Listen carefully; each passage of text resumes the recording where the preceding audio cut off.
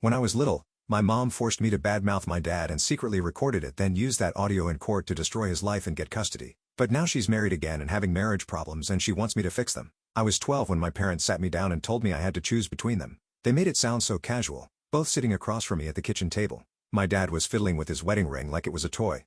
"You should be happy you're getting to pick. Most kids don't get that kind of privilege," my mom said, like this was some kind of gift. "Just pick who you feel happiest with." My dad gave a weak nod, looking like there was something they weren't telling me. "No pressure, buddy. We love you no matter what." That night I couldn't sleep. I laid there going over every little memory I had. It didn't feel like picking a parent. It felt like passing some huge test I wasn't ready for. In the days after that, little things started changing. Mom started casually slipping comments into breakfast conversations. Things like, "Did your dad get angry at the dog again? He's been so grumpy lately." Dad started doing the same thing, telling me things like, "Have you ever noticed how mean mom can get when you say no to her?" It felt like they were tugging in opposite directions. After a lot of crying and bathroom stalls at school, I finally picked my mom. It wasn't dramatic. I liked our neighborhood better. Mom worked from home. When I told Dad, my voice was shaking, but he hugged me so tight, whispering it was okay because he just wanted me to be happy. It almost felt worse because he was being so nice about it. That night, I cried myself to sleep. Not because I thought I'd picked wrong, but because he made it feel okay to let him go. Things seemed fine until a week later. A guy in a blue polo shirt knocked on our door asking for me by name. He handed me an envelope, turned around and walked away. Mom quickly grabbed it off me, smiling nervously and telling me it was just paperwork. But later that night, I overheard her on the phone. She was laughing about how the recordings had worked, and Dad never saw it coming. Confused, I started snooping around. That's how I found the recordings. Turns out, every time she had asked me something about how Dad gets angry, she was secretly audio recording my responses. I didn't understand why at the time, but these audio recordings were mentioned in court every time we went. My dad never came to court to fight it either. He didn't call, didn't write, just vanished from my life overnight. I still didn't understand at the time, but a year later, I overheard Mom again. She wasn't laughing this time. Her voice was irritated. "He wanted to still see him," she said angrily, "but there was no way I was going to split weekends and pretend everything was fine." That's when I realized it wasn't some judge who took Dad away. It was her. It was the recordings she had manipulated me in. Not long after that, Dad moved out of state. He started getting threats for being abusive to me and was forced to change his number and disappear completely. My mom hammered it into me that he'd just left us, that he'd abandoned me. Eventually, even I started believing it, until guilt started keeping me awake at night. It crept in slowly and quietly, but it was always there. The day I turned 18, I finally messaged him. It was a short, shaky text. "Hi Dad, it's me. Can we talk?" He replied within a minute, like he'd been waiting all those years. "I didn't think you'd ever want to." He drove for 15 hours that same day, and we met for coffee the next afternoon. He cried before he even said hello, and I realized I'd never seen him cry before. He told me he'd thought I hated him, that I believed all of Mom's lies. As I told him the truth about the recordings, he just nodded, telling me he knew what she did. But when he tried to fight it, he found out just how cruel family courts are to men. 2 years later, it was Mom's second wedding. I stood beside her, smiling in every photo, adjusting her veil, holding her bouquet. I walked her down the aisle because she asked me to, but as soon as the ceremony was over, I turned to Mom and told her I wasn't staying for reception. I was going to have dinner with Dad. Her eyes went wide with shock, and she damn near exploded. She started tearing up and causing a scene so big I had to call my dad for help. The carefully applied makeup began to streak as she demanded to know why I would ruin her special day. I still remember how my hands shook while dialing his number. Dad showed up 20 minutes later, standing awkwardly at the edge of the venue in his best suit, the one he bought specially for this meeting. Mom's new husband, Greg, tried to play peacemaker. He was a decent guy, always kind to me, but completely in the dark. He didn't know our history. Nobody at the wedding did. Mom had crafted this perfect narrative about my troubled father who abandoned us. I watched her face change when she saw Dad walking toward us. First shock, then anger, then this weird calculated smile that didn't reach her eyes. "Anthony, what a surprise," she said, all sugar sweet for the crowd gathering around us. "I didn't think you'd be in town." Dad just nodded politely. He wasn't there to fight. I grabbed my jacket and told Mom I'd see her tomorrow. That's when she grabbed my arm, her nails digging in, leaving little half-moon impressions in my skin. "You're embarrassing me," she whispered. "This is my wedding day." I pulled away and walked to Dad's car. The whole drive to the restaurant was quiet, just the sound of the radio playing softly in the background. We ended up at this little diner he used to take me to when I was a kid. The same red vinyl booths, the same jukebox in the corner. Over burgers, Dad finally opened up about everything. He showed me the threatening texts Mom's brother Kyle had sent him years ago. Showed me the restraining order Mom had filed using those manipulated recordings. He explained how he tried to fight it at first, but Mom had turned everyone against him. Neighbors, teachers, even my grandparents. His own parents had died believing he was some kind of monster. "I thought about kidnapping you," he admitted, staring into his coffee. "Just taking you and running. But what kind of life would that be? Always looking over our shoulders?" I couldn't sleep that night. I stayed at Dad's hotel, tossing and turning on the pull-out couch. Around 3 a.m., my phone exploded with texts from Mom. She wanted to know where I was, demanded I come home immediately.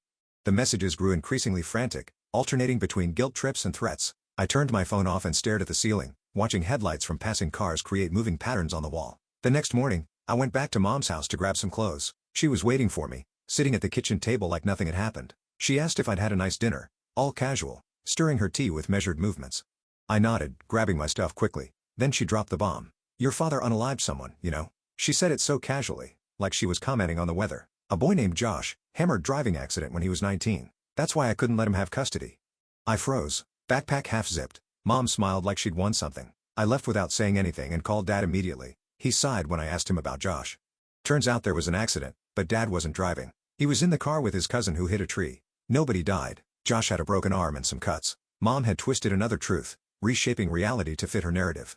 Over the next few days, I started digging through old boxes in Mom's attic. I found divorce papers, old journals, letters Dad had written me that Mom never gave me, dozens of them, still in their original envelopes, some with small gifts or photos enclosed. I discovered that Mom had been planning the divorce for years, methodically building a case against Dad. She'd even coached me as a kid, asking leading questions about Dad's anger issues that I now realized were completely normal parental moments. I confronted her with what I'd found.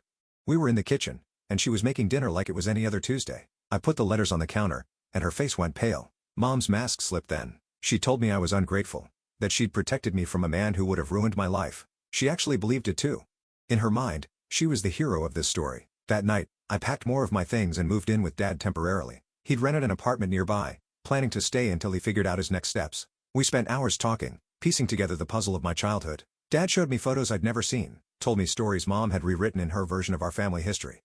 The most shocking discovery came when Dad's sister Rebecca called. She hadn't spoken to him in years, believing Mom's stories, but she'd recently found old emails that made her question everything. She apologized to Dad over speakerphone, crying as she admitted she should have known better. "Your mom was always good at making people believe her version of things," Rebecca told me. "Even back in high school, she'd twist stories until black looked white." I started reaching out to other family members, old neighbors, anyone who might have pieces of the truth. Some wouldn't talk to me. Others shared stories that confirmed what I was learning. Mom had systematically isolated Dad, then me, controlling the narrative with surgical precision. I started going through the letters that night, sitting cross-legged on the floor of Dad's sparse apartment. There were birthday cards I'd never received, Christmas presents he'd mailed that I never saw. In one envelope from when I was 14, I found tickets to a baseball game that had long since passed. Dad sat beside me, not saying much, just watching as I pieced together the alternate timeline of my life, the one where he hadn't abandoned me. "She kept all of these from me," I said, my voice barely above a whisper. "Every single one." Dad nodded, rubbing his hand across his face. "I thought you were getting them and just not responding. After a while, I stopped sending them." I found a small notebook in the bottom of the box. It was Mom's handwriting, dated entries going back to before their divorce. Reading it made my stomach turn. She documented every minor argument, every time Dad raised his voice, every perceived slight, but twisted into something sinister. Normal disagreements became violent outbursts. Dad being tired after work became emotional neglect. It was methodical, calculated. "Did you know she was doing this?" I asked, holding up the notebook. Dad shook his head. I knew something was off. She'd pick fights over nothing, then lock herself in the bedroom for hours. I thought she was just unhappy with me. The next morning, I woke up to 37 missed calls from Mom. I listened to the first voicemail, her voice sickly sweet, asking where I was, saying she was worried. By the 10th message, she was screaming, calling me ungrateful, threatening to call the police and report me missing. The last few were just sobbing. I texted her that I was fine and staying with Dad for a while. She replied instantly, "He's manipulating you. Come home now." Dad and I spent the day making a plan. I needed to get the rest of my stuff from Mom's house, but we both knew she wouldn't make it easy. We decided to go when she'd be at work, using the spare key I still had. Simple enough, right? Wrong. When we pulled up to the house, Mom's car was in the driveway. She'd called in sick, probably waiting for me to show up. Dad stayed in the car while I went to the door alone. No sense triggering her right away. Mom opened the door before I could even knock. Her eyes were red-rimmed, but she smiled like nothing was wrong. "I knew you'd come home," she said, pulling me into a hug that felt like a trap. I kept things brief, told her I just needed some clothes and my laptop for school. She followed me upstairs, hovering in my doorway as I packed. When I pulled out my duffel bag from the closet, she asked where I was going. "I'm staying with Dad for a bit," I said, trying to sound casual. "Just need some space to think." Her face changed instantly. The smile vanished, replaced by something cold. "He's poisoning you against me," she said. "After everything I've done for you." I kept packing, not taking the bait. That's when she grabbed my arm, her nails digging in just like at the wedding. "You're not going anywhere with him." I pulled away, harder than I meant to. She stumbled back, catching herself on my desk. For a second, I saw something calculating in her eyes, Then she let out a wail and dropped to the floor, clutching her wrist. "You hurt me," she screamed, "just like your father used to." I froze, suddenly understanding what was happening. She was creating another scene, another story she could twist later. I pulled out my phone and started recording. "Mom, I barely touched you. You grabbed me first.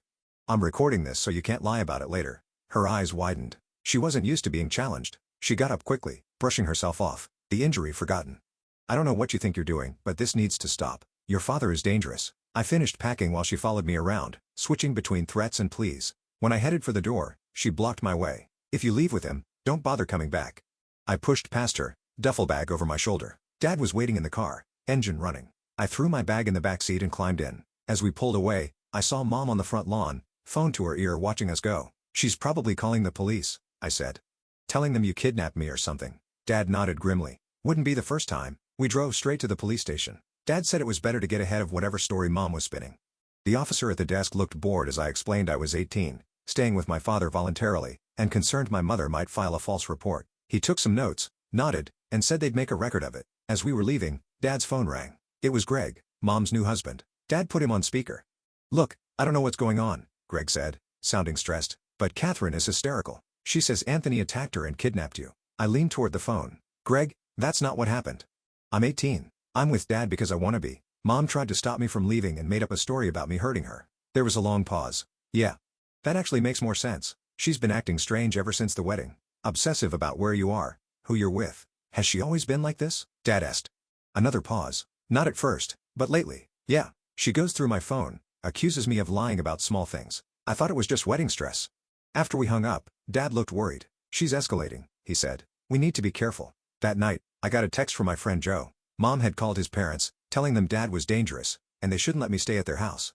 She'd done the same with all my friends. She was cutting off my escape routes, one by one. The next day, I went to my university to sort out housing. With Dad's help, I applied for emergency on-campus housing, explaining my situation to the student services coordinator. She was sympathetic, but said there was a waiting list. The best she could do was put me at the top of it. When we got back to Dad's apartment, the manager was waiting for us. There had been a complaint about an unauthorized tenant, me. Dad's lease only allowed for one occupant. Someone had called the building owner directly.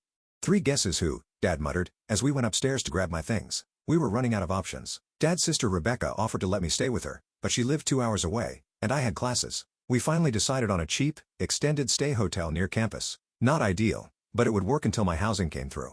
As Dad helped me check in, I got a call from an unknown number. It was Kyle, Mom's brother. I almost didn't answer, but curiosity got the better of me. "You need to stop this," he said without preamble. "Your mom is falling apart."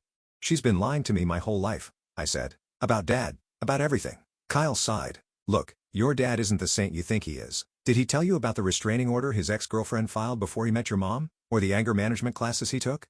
My stomach dropped. I looked at Dad, who was filling out the hotel paperwork. "What are you talking about?" "Ask him about Judith," Kyle said. "Ask him why she moved across the country to get away from him." After I hung up, I couldn't shake Kyle's words. Dad noticed something was wrong and asked what happened. I told him what Kyle had said. Dad sat heavily on the hotel bed. "I dated Judith in college. It was toxic. We brought out the worst in each other. We'd fight, break up, get back together. After one really bad fight, she filed a restraining order. It was temporary, dropped after 30 days when she calmed down. And yeah, I took anger management classes, voluntarily, because I didn't like who I was becoming in that relationship." "Why didn't you tell me?" I asked. "Because it was 25 years ago, and I was ashamed," he said simply.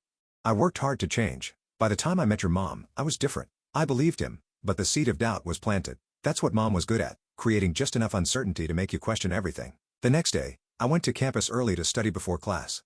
When I came out of the library, Mom was waiting by my car. My heart sank. I considered turning around, but she'd already seen me. "We need to talk," she said, her voice steady. She looked put together, nothing like the hysterical woman from a few days ago. "Just hear me out." Against my better judgment, I agreed to get coffee at the campus cafe. It was public, safe. Mom was calm as she stirred her latte, explaining that she was worried about me, that Dad had always been good at seeming charming and reasonable. "Did he tell you about Judith?" she asked, echoing Kyle's words so precisely. I knew they'd coordinated. "Yes," I said. "He told me everything." Mom raised an eyebrow. "Did he tell you she was hospitalized after their last fight?" My blood went cold. "What?" "Broken ribs," Mom said, her voice soft with fake concern. "She dropped the charges because she was scared of him." I stood up, nearly knocking over my coffee. "I don't believe you." Mom reached into her purse and pulled out a folded newspaper clipping. It was yellowed with age, a small article about a domestic violence incident. Judith's name was there, Dad's too. "I'm not showing you this to hurt you," Mom said. "I'm trying to protect you, like I always have." I took the clipping and left without another word. My hands were shaking so badly I could barely drive. I called Rebecca from the parking lot. "Did you know about Judith?" I asked when she answered. Rebecca was quiet for a moment. "Yes," she finally said. "But not the version Catherine probably told you." According to Rebecca, Judith had been the violent one in the relationship. She'd thrown things at Dad, hit him, even stabbed him with scissors once. The final fight happened when Dad tried to leave her. She attacked him. He pushed her away in self-defense, and she fell against the coffee table. The broken ribs were real, but the circumstances were different. "The police initially arrested your dad because that's what happens in domestic calls," Rebecca explained. "But the charges were dropped after witnesses came forward. Judith's roommate confirmed she was the aggressor." "Why would Mom keep a newspaper clipping about it?" I asked. "Because the follow-up story never ran," Rebecca said. "The initial article made your dad look guilty. It was perfect ammunition. I drove to the hotel in a daze. Dad was at work, so I had time to think. The newspaper clipping was real, but it told only part of the story, the part that fit Mom's narrative. Just like she'd done with the recordings, with Josh, with everything. I called Joe and asked if I could crash at his place for the night. I needed space to clear my head. He agreed immediately, saying his parents knew Mom was lying. They'd known our family for years and never believed Dad was abusive. That night, Joe and I dug deeper. We found Judith on social media. She was married, living in Seattle. On a whim, I sent her a message, explaining who I was and asking about my dad. I didn't expect a response, but 20 minutes later, my phone rang. "Anthony was never abusive," Judith said after introducing herself. "I was the problem. I had untreated bipolar disorder and would fly into rages. The newspaper got it wrong, and I set the record straight, but by then, no one cared about a correction. My mom kept the original article all these years," I said. Judith sighed. "That doesn't surprise me. Your mom contacted me right after she started dating Anthony. She had all these questions about our relationship. I thought it was weird, but I told her the truth, that I was the one who messed up. She seemed disappointed." Another piece of the puzzle clicked into place. Mom had been looking for dirt on Dad from the very beginning. She'd been planning her exit strategy before they even got married. The next morning, I went back to the hotel to talk to Dad. He was sitting at the small desk, looking at apartments on his laptop. He decided to stay in town, to be close to me. When I told him about my conversation with Judith, he looked relieved. "I should have told you everything up front," he said. "I just didn't want to dump all this old drama on you at once." "I get it," I said. "But no more secrets, okay? Mom thrives on secrets." Dad nodded. No more secrets. Over the next week, things escalated. Mom showed up at my classes. She called my professors, claiming family emergency situations to get me pulled out of lectures. She even went to my part-time job at the campus bookstore, causing such a scene that my manager suggested I take some time off. The final straw came when she somehow got a key to my hotel room. I came back from class to find her sitting on my bed, going through my laptop. She'd read my emails, my messages with Dad, everything. "What the hell, Mom?" I said, grabbing my computer from her. "How did you even get in here?" She smiled that calculated smile. "I told the front desk I was your mother and had forgotten something important. People are so helpful when you're upset." I called hotel security, who escorted her out. She went quietly. Too quietly. That night, I applied for a restraining order of my own. The irony wasn't lost on me. 2 days later, I got a call from Greg. He sounded shaken. "I think you should know. Your mom has been recording our conversations and taking pictures of my text messages when I leave my phone unattended." "Why?" I asked, though I already knew the answer. "Building a case," Greg said. "Just like she did with your dad. I found a notebook where she's documenting every disagreement. Every time I come home late from work, she's twisting everything. You need to get out," I told him.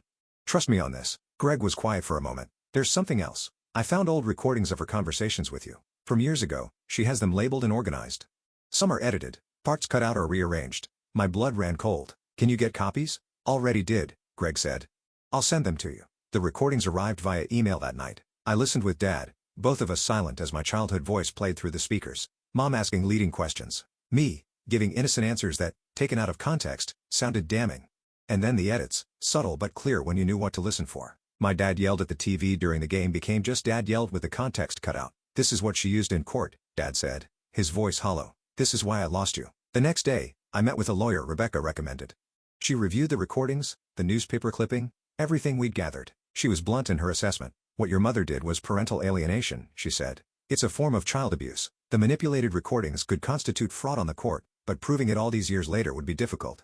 "I don't want to sue her or anything," I said. "I just want her to leave us alone." The lawyer nodded. "The restraining order will help with that. But people like your mother don't usually just stop. They escalate until they're forced to stop." She was right. They escalate until they're forced to stop. She was right. The day after I was granted a temporary restraining order, Mom created a new Instagram account dedicated to exposing Dad. She posted old photos, out of context quotes, the newspaper clipping about Judith. She tagged my friends, my university, Dad's workplace. Dad's boss called him in for a meeting. Thankfully, Dad had already explained the situation, and they were supportive, but it was embarrassing, having our family drama splashed across social media for everyone to see. I finally got assigned on-campus housing, a small single dorm that felt like a sanctuary. Dad helped me move in, both of us looking over our shoulders the whole time, half expecting Mom to appear. That night, I got a text from Greg. He'd moved out while Mom was at work, taking only what he needed. He was staying with a friend until he figured out next steps. Be careful, his message ended. She's not taking this well. The next morning, I woke up to find my car vandalized in the campus parking lot. Someone had keyed the word liar across the driver's side door. There were no cameras in that section of the lot, but I knew who did it. The campus police took a report, but without evidence, there wasn't much they could do. I was starting to feel trapped. Mom seemed to be everywhere, outside my dorm, in the parking lot, at the campus coffee shop, always just far enough away to not violate the restraining order, but close enough to let me know she was watching. Dad suggested I stay with Rebecca for a while, just to get some distance. I was about to agree when I got a call from the student housing office. Someone had reported substance use in my dorm room. They needed to conduct a search. I knew my room was clean, so I agreed to the search. The housing director and campus security went through everything while I stood in the doorway, watching. They found nothing, of course. As they were leaving, the director mentioned that the report had come from my mother, who'd claimed to be concerned about my new living situation. That was the last straw. I called the lawyer again, explaining everything that had happened. She suggested we go back to court to make the restraining order permanent and expand its terms to include no contact of any kind, direct or indirect. The hearing was set for the following week. In the meantime, I stayed with Dad, both of us jumping at every noise, checking the locks twice before bed. We were prisoners in our own lives, all because Mom couldn't stand to lose control. The night before the hearing, I got an email from an address I didn't recognize. The subject line was simply truth. I almost deleted it, thinking it was spam. But curiosity got the better of me. It was from Mom's sister, Victoria, who I hadn't seen in years. She'd had a falling out with Mom long before the divorce. The email was brief. I heard what's happening from Kyle.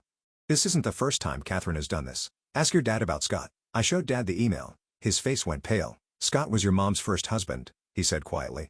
She never told you about him because it didn't fit her narrative of me being her only failed marriage. According to Dad, Mom had been married briefly in her early 20s to a guy named Scott. She'd done the same thing to him.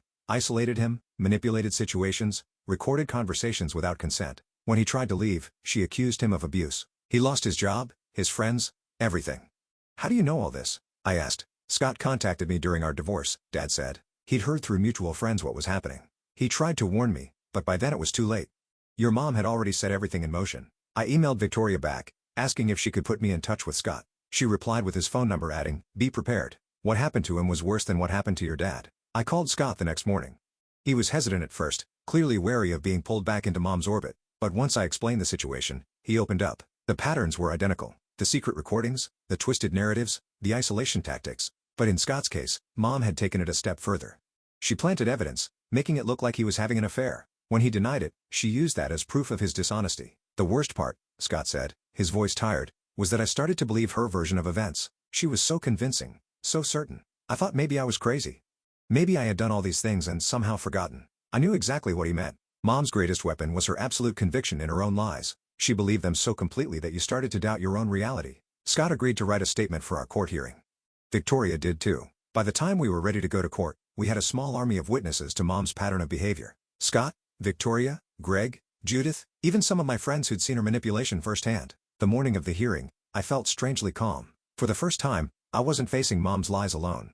I had the truth on my side, and people willing to stand up for it. As Dad and I walked into the courthouse, I spotted Mom sitting on a bench in the hallway. She was dressed conservatively, her face a mask of maternal concern. When she saw me, she started to approach, but stopped when she noticed the bailiff watching. Instead, she mouthed "I love you" with tears in her eyes. I turned away, ready to finally tell my story. The hearing was pretty much what I expected. Mom showed up with this lawyer who looked like he charged more per hour than I made in a month. She played the concerned mother role perfectly, dabbing at her eyes with a tissue, speaking in this soft, wounded voice that made me sound like the villain. The judge seemed sympathetic at first, which made my stomach drop. When it was my turn to speak, I just laid everything out. The recordings, the manipulation, the way she'd isolated me from Dad for years. I showed the judge the edited audio files Greg had sent me, pointing out where Mom had cut and spliced my words to make Dad sound abusive. The judge's expression changed as he listened, his eyebrows drawing together. Scott testified next. He was nervous, but solid, describing the exact same patterns I'd experienced. Then Victoria spoke, explaining how she'd watched her sister do this multiple times. Greg had sent a written statement since he couldn't get off work, detailing how Mom had started doing the same things to him. Mom's lawyer tried to paint it as some conspiracy against her, but the evidence was too strong. When the judge asked Mom directly about the edited recordings, she fumbled. First, she denied they were edited, then claimed she'd only cleaned them up to make them clearer. The judge wasn't buying it. In the end, the restraining order was made permanent. Mom was ordered to stay 500 feet away from me and Dad with no contact of any kind, not even through third parties. As we left the courtroom, I caught a glimpse of her face. She wasn't crying anymore. Her eyes were cold, calculating. I knew this wasn't over. For a few weeks, things were quiet. Too quiet. I moved back into my dorm, started focusing on classes again. Dad found a small apartment nearby and was looking for a better job. We had dinner together twice a week, slowly rebuilding our relationship. It felt almost normal. Then the emails started. They came from different addresses each time, but I knew they were from Mom. They started off apologetic. How she only wanted what was best for me. How she'd made mistakes but deserved another chance. When I didn't respond, they turned nasty. She called me ungrateful, brainwashed, a traitor. I forwarded them to our lawyer and tried to ignore them. One night, I came back to my dorm to find a package outside my door. No postage, just my name scrawled across the top. Inside was a framed photo of me and Mom from when I was little, along with a birthday card she'd kept from when I was 7. I'd drawn a picture of us together and written "Best Mom Ever" in crayon. It was a guilt trip wrapped in nostalgia. I called Dad feeling shaken. He suggested I report it to campus security since Mom had clearly been in my building. They took a report but didn't seem too concerned. Just a mom leaving a gift for her kid, they figured. They didn't understand what we were dealing with. A few days later, my academic advisor called me into her office. Someone had emailed the department claiming I was plagiarizing my papers. They'd launched an investigation. I knew immediately who was behind it. Thankfully, I had drafts and notes for all my work, and the investigation was dropped quickly. But it was stressful, embarrassing, and exactly the kind of thing Mom would do to regain control. The final straw came when Dad's car was broken into. Nothing was stolen, but all his personal papers were rifled through. The same night, someone tried to access my bank account online, triggering a security alert. The attempts were coming from Mom's IP address. We filed police reports, but without concrete proof it was her, there wasn't much they could do. I was starting to feel that same trapped feeling again. Mom was finding ways to mess with us while staying just within legal boundaries. The restraining order wasn't enough. We needed to be more proactive. Dad suggested we meet with a different kind of professional, a security consultant who specialized in stalking cases. The guy, Charlie, was ex-military with this no-nonsense attitude I appreciated. He came to Dad's apartment and did a security assessment, pointing out vulnerabilities we hadn't even considered. "Your mom's playing psychological warfare," Charlie told me bluntly. "She wants you off balance, scared, always looking over your shoulder. The best defense is to secure what you can and document everything else." Charlie helped us set up better security, new locks, a simple camera system for Dad's apartment, password changes for all our accounts. He suggested I get a P.O. box for mail and be more careful about my routines on campus. Small changes that would make it harder for Mom to interfere. Most importantly, he told us to document every single incident, no matter how small. "Build your case," he said. "If she violates the restraining order, you need proof." The documentation became almost a ritual. Dad and I had a shared online folder where we recorded everything. The emails, the package, the plagiarism accusation, the car break-in, dates, times, details. It felt good to have some control, to be doing something proactive instead of just reacting. About a month after the hearing, I ran into Kyle at a coffee shop near campus. I almost walked out when I saw him, but he caught my eye and waved me over. He looked tired, with dark circles under his eyes. "I owe you an apology," he said, when I reluctantly sat down. "I believed Catherine because she's my sister. I didn't want to think she could do the things you were saying." I just nodded, not sure what to say. Kyle had been one of Mom's biggest defenders, the one who'd tried to plant doubts about Dad. "She's not well," he continued, staring into his coffee. "I'm starting to see that now. The things she's saying, the way she's obsessing over you, it's not normal." Kyle explained that Mom had been staying with him since Greg left. At first, he'd been sympathetic, but her behavior was becoming increasingly erratic. She stayed up all night monitoring my social media, creating fake accounts to follow me after I'd blocked her. She had a wall in her room covered with photos of me, news clippings about Dad, printouts of my class schedule. "It's like a stalker wall," Kyle said, looking genuinely disturbed. I tried to talk to her about getting help, and she completely flipped out.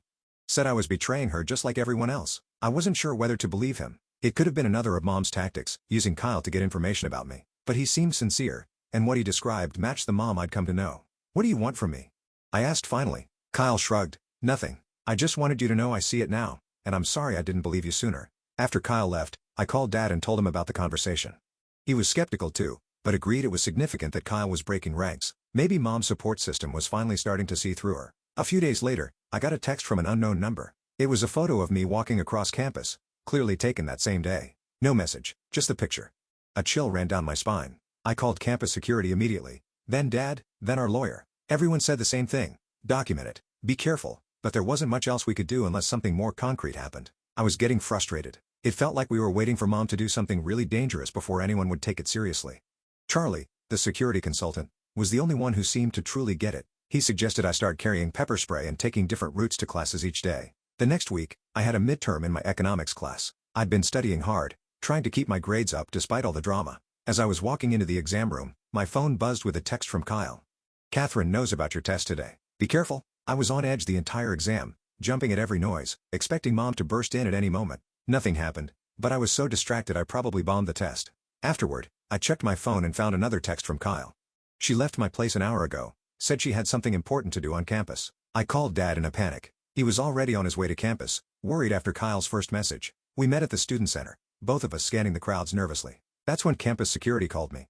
Someone matching Mom's description had tried to access the economics department office, claiming she needed to speak to my professor about a family emergency. Thankfully, the department secretary knew about the restraining order and called security instead of letting her in. By the time officers arrived, Mom was gone, but it was a clear violation. She'd come to my campus looking for me.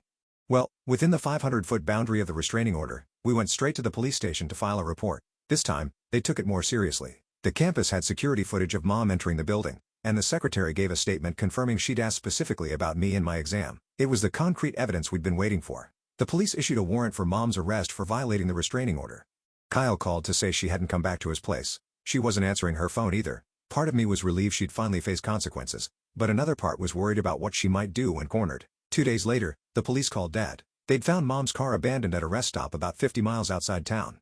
No sign of her. They pinged her phone, but it was turned off. Dad and I looked at each other, both thinking the same thing. Was this real or another manipulation? The answer came 3 days later when Mom was picked up at a hotel in a neighboring state. She'd used cash, a baseball cap, and sunglasses to avoid detection, but the hotel clerk recognized her from a police bulletin. When officers arrived, she surrendered without resistance. I didn't go to her arraignment. Dad went, texting me updates from the courtroom. Mom pleaded not guilty, claiming she'd only come to campus because she was worried about my health. The judge wasn't sympathetic. Given the restraining order and her subsequent flight, he set bail high and ordered a psychiatric evaluation. The evaluation was the turning point. The psychiatrist diagnosed Mom with a personality disorder characterized by manipulative behavior, lack of empathy, and an inability to accept responsibility. She recommended intensive therapy and possibly medication. Most importantly, she stated clearly in her report that Mom posed an ongoing risk to me and Dad. Mom ended up accepting a plea deal, 6 months of house arrest, followed by 3 years of probation, mandatory psychiatric treatment, and a stricter restraining order that covered electronic contact as well. She would be monitored with an ankle bracelet and wasn't allowed to use social media or email without supervision. It wasn't the dramatic ending I'd imagined, but it gave us something we desperately needed: peace. With Mom under supervision, Dad and I could finally start rebuilding our lives without constantly looking over our shoulders. I stayed in my dorm through the end of the semester, then moved into a small apartment with Joe for sophomore year. Dad found a better job and started dating again. Nothing serious, just coffee with a nice woman from his office. We had dinner together every Sunday, sometimes joined by Rebecca or other family members who'd reconnected with Dad after learning the truth. Kyle kept his distance from Mom during her house arrest, focusing instead on his own therapy to understand how he'd been manipulated for so long. Greg finalized his divorce and moved to another state for a fresh start. I got occasional updates from him, brief but friendly texts checking in. As for me, I switched my major to psychology, fascinated by what I'd learned about manipulation and family dynamics. I started volunteering at a support group for kids at divorce, sharing my experience without the bitterness that had once consumed me. Mom completed her house arrest and continued treatment. Her therapist reported she was making progress, though slowly. She sent me a letter through her lawyer, a genuine apology according to the therapist who'd supervised its writing. I read it once, then filed it away. Maybe someday I'd be ready to respond, but not yet. The last time I saw Mom was at a distance, about a year after everything went down. I was getting coffee with Dad when I spotted her across the street. She looked smaller somehow, less intimidating. Our eyes met briefly before she turned and walked away, respecting the boundaries that had finally been established. Dad squeezed my shoulder. "You okay?" I nodded, surprised to find it was true. The anger was still there, but it no longer defined me. I had my dad back. I had the truth, and for the first time in years, I had control over my own story.